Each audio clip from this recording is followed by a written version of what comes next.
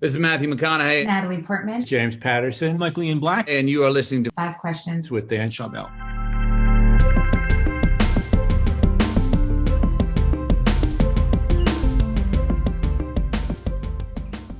Jeff, welcome to Five Questions.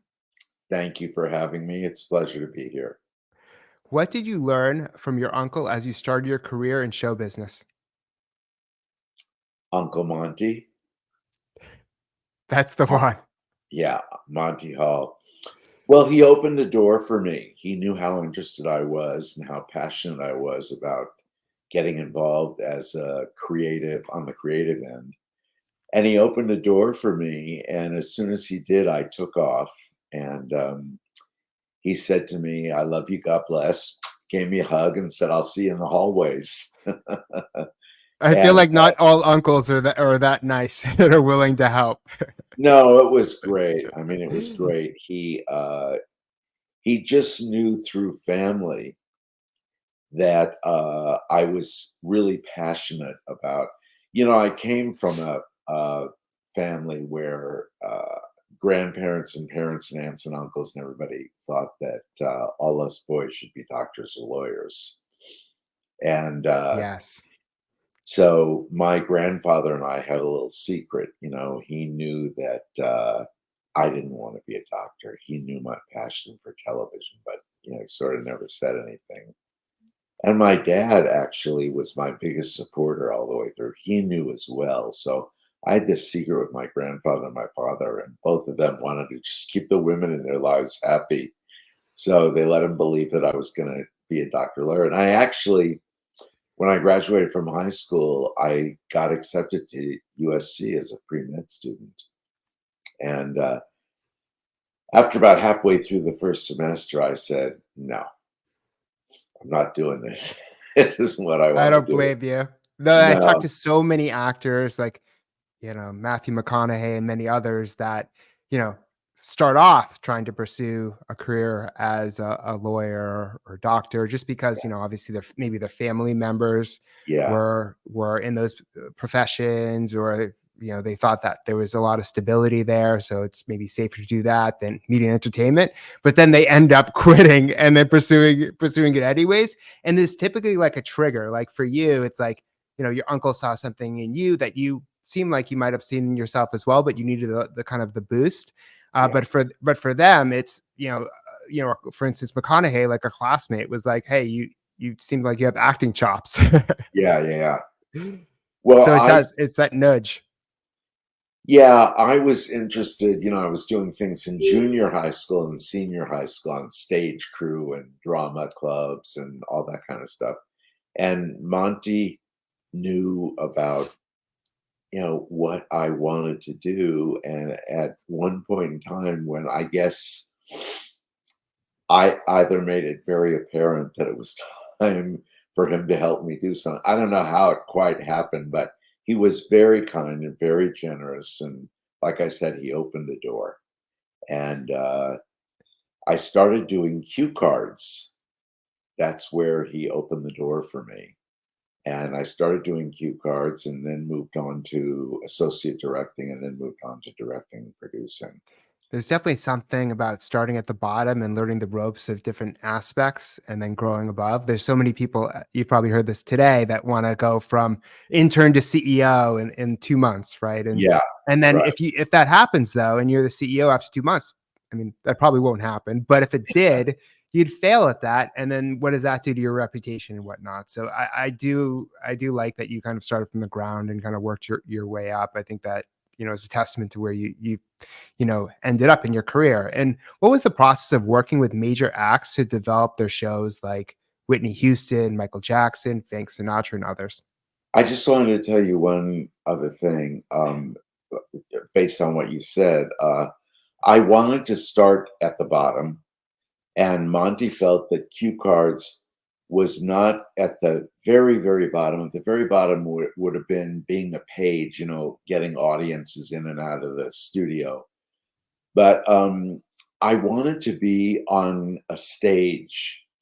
And when you do cue cards, you hold cue cards for talent. You're on the stage. You see everything that's going on. You hear everything that's going on.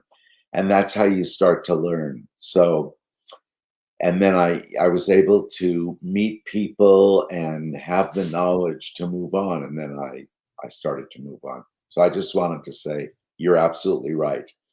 Okay, now ask me again. Just remind me what you What want was to the process of working with major acts to develop their shows like Whitney Houston, Michael Jackson, and Frank Sinatra?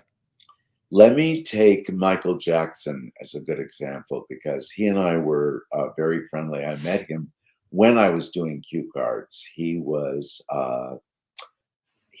Michael Jackson, the Jackson Five, were guests on a weekly variety show called The Andy Williams Show.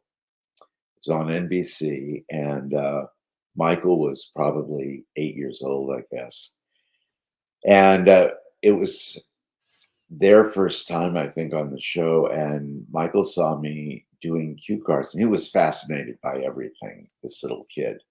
And so when we were done with rehearsal, he came up to me and he said, how do you know when to pull those cards? And how do you write those cards and all that? So I said, do you want me to show you? And so I took him backstage and I showed him how we look at the script and print up the cards. And then I told him how we hold the cards next to the camera lens so it looks like the piece of talent is looking right into the camera. And I showed him all that stuff. And he thanked me very much. And next time he came on the show, a couple of months later, he remembered me. And I was, we were very friendly to one another. Then I moved on to the Sonny and Cher Comedy Hour and became the associate director. The Jackson Five were on the Sonny and Cher Comedy Hour, and Michael saw me on stage. I wasn't doing cue cards; I was the associate director, so I had a script binder in my hand. He came over to me and he said, "Hey, where are your cue cards? What are you doing? You know, why are you standing out here with this script?" I said, well, I've moved on. I'm an assistant associate director now on the show. He said, way to go, man. What do you do? So I took him into the control room and I talked him through everything and showed him everything. Anyway, we became very friendly. I was friendly with him for his entire life. And HBO decided to do a Michael Jackson special called Michael Jackson One Night Only. And it was right after all those allegations. You know, Michael was going through all that stuff. And his record label and his management company and everything wanted to do something that would show the people that all that stuff about Michael was not true, and he was still the king of pop, and you know, he was very touchable and gettable. He wasn't a freak, and he wasn't. Anyway, so I worked with him for about a half a year, and then we were in Los Angeles, and the show was being done in New York. HBO's offices were in New York at the time. The show was going to be done there, and Michael wanted to spend 4 months there in New York to get the feel of it. And he asked me to move there with him, you know, so I could be there with him. And I did. And so we created the show together. You know, we knew what the record label wanted. We knew what his management company wanted. And we created this really, really different type of show for Michael Jackson. You know, it wasn't, we decided to make it intimate. All of his performances were in arenas and theaters with 80,000, 100,000 people. And you basically watched the show on screens. And you never got to really get up close to him. So we decided to do this intimate little show at the Beacon Theater in New York, which holds, I think, about 2,000 people, if even 2,000 people. And it was a wonderful show. Michael, he only wanted one guest on the show, and I agreed because it was going to be all about Michael. He needed to make a comeback. This was his comeback special because he had been in a lot of trouble with these allegations and everything. He only wanted one guest on the show. And do you remember who his guest was? You're really putting me on the spot. I don't know. Okay, I'll help. Well, the show never aired. It was, you know, Michael Jackson One Night Only, the show that never happened. And the only guest he wanted on was Marcel Marceau. and he wanted to sing one of his songs, "Have You Seen My Childhood?" And he wanted Marcel Marceau to mime to that as he sang the song. That was the only guest he wanted. Anyway, the day before the show, in our final rehearsal, Michael collapsed on the stage, and the show never happened. And it was really, really sad. He had just worked himself to the point of exhaustion, and he was too skinny and he wasn't eating properly and all those other things that the doctors said afterwards. But anyway, the show never happened. It was a real experience putting the show together when we were still in Los Angeles. Well, and Michael, he's a perfectionist too. So that's such a a huge perfectionist. element to it. It must have been very hard work for you. Well, it was great because I learned so much. I mean, he knows what works for him and what doesn't, and what's right and what isn't. And but he's willing to listen. And if your idea is good, he wants to explore it. And so we worked a long time before we went to New York. I used to go out to Neverland Ranch and, I'd spend the weekend out there with him. He had a bunch of guest houses on the property and everything. And we sort of talked about, yeah, for a minute, I felt like his therapist there, with some of the conversations we had. But we talked about what he was feeling about making a comeback and what he was feeling about being intimate and not performing in this grand way that he was used to.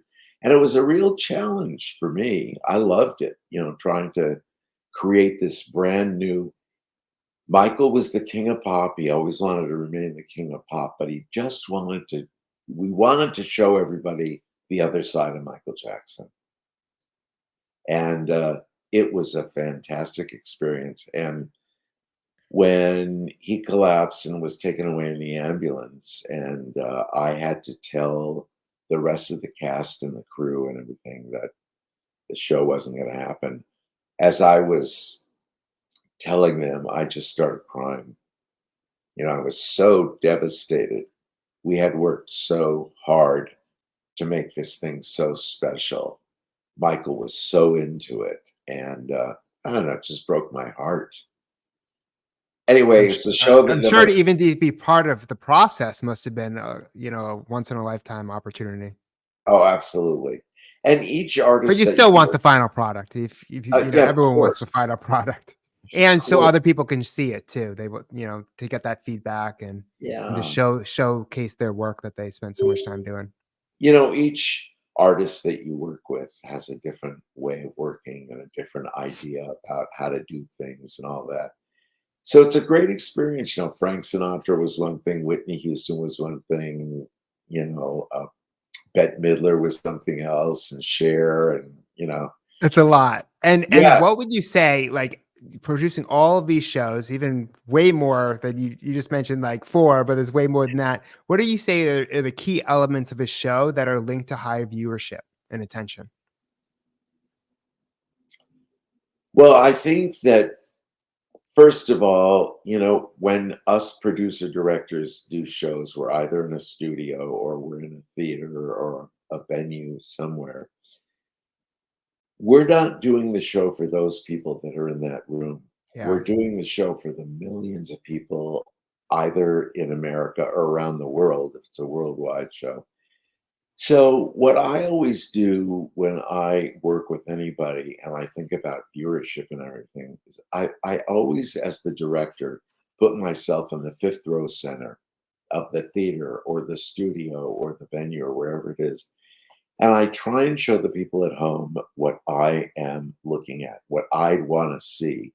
When I look at a stage, when I first see a stage, I love the scenery and the lighting. I love to see that. And then as soon as the artist comes out on stage, my attention focuses. And I see the artist come out, and if it's a woman in a gown or some, designer piece of clothing or something, I want to see that. And then when she opens her mouth and starts singing, I look at her face. So that's kind of the way I want to show the people at home, I want them to feel the experience of feeling like they're there. And I think that you need to really know your artist or artists on the show, present them in the best way possible. I always want to make the artist happy. I try and always give the artist whatever they want. Sometimes they ask for the impossible, and you better Well, I have a think the magic, based on everything you've said, is you want to understand the audience and how in which they want to perceive this audience based on their expectations, but also at the same time making sure the artist is represented and, to their best ability as it meets the audience's needs. So it's absolute. really that combination that really makes it work. Yeah, you think about when, let's just take a female performer who is dressed beautifully and looks beautiful and all that. You really want to focus your attention on them. So when you're putting the show together and you know what that artist is going to sing, and then you're talking to your production designer who's going to design the set, you can say this song is so intimate and it's so about her and her feelings and all that. The set isn't important. The set is not about. It's interesting. I have an interesting story to tell you. Quick story. The very first time I directed on my own a network primetime weekly television series was Tony Orlando and Dawn. And the producers of that show were a team named Saul Ilson and Ernie Chambers. I'm friendly with both of them today. Our friendship has lasted, all these years, and they're in their 90s. They're in their early 90s. Anyway, the very first day I was in the control room on Tony Orlando and Dawn, Saul Ilson was sitting behind me in the control room. And I wanted, for the very first show, I wanted the people at home to see where we were. So I took a nice big wide shot of the set as Tony Orlando and Dawn were coming out and everything. And when we were done rehearsing that, Saul tapped me on the shoulder and I turned around, he whispered in my ear, he said, I love the fact that you're showing the people at home where we are and everything, but I want you to remember one thing. Nobody ever goes away whistling the set. Great point. I love that. Good piece of advice, right? So true. So, And so true. your So your world has really evolved over the past 10 plus years, I guess you could say, right? And you've seen it all, right? Um, how do you see it evolving with streaming and social media? And do you have any sense of what's next, or maybe what's working and not working when it comes to these new mediums? I love it all. I love it all. Every time there's something, a new piece of equipment or a new idea for a show. The thing I love about streaming and what's going on today is that you can pretty much sell any idea that you come up with or any artist you want to present, because there's so many outlets. There's Yeah. so much opportunity to get a television show on the air. If NBC won't buy it, then Netflix might. And if Netflix doesn't, then Hulu will, or Amazon Prime. Or you have More so many options. places to go, more options. And when you watch television, you can pretty much find anything that you're in the mood to see at the moment. I think it's fantastic. My son is a director and a camera operator, and so I hear about all of the new technical stuff through him.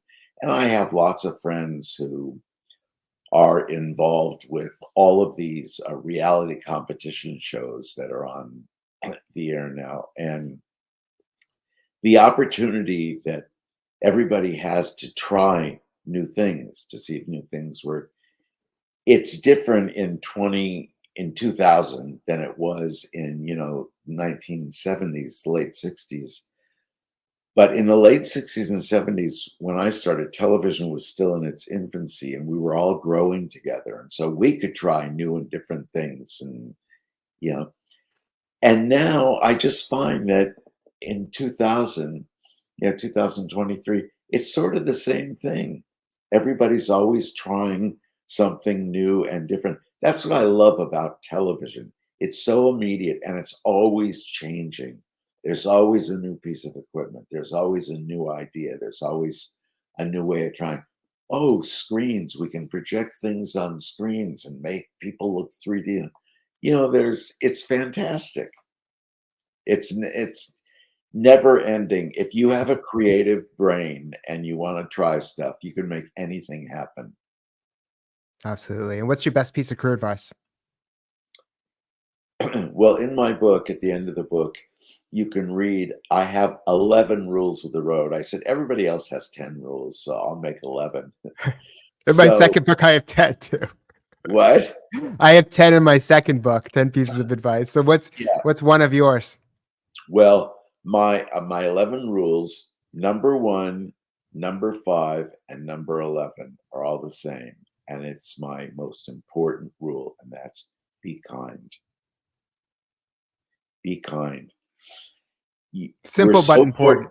we're so fortunate to be in this business. We're so lucky to be around these creative people and work the way that we work. And there's no reason to ever yell and scream and go crazy and raise your voice and all that. Because you don't, when you collaborate with people and you're kind to people, you get so much more. You get everything. And I always feel the most important thing is to create a family.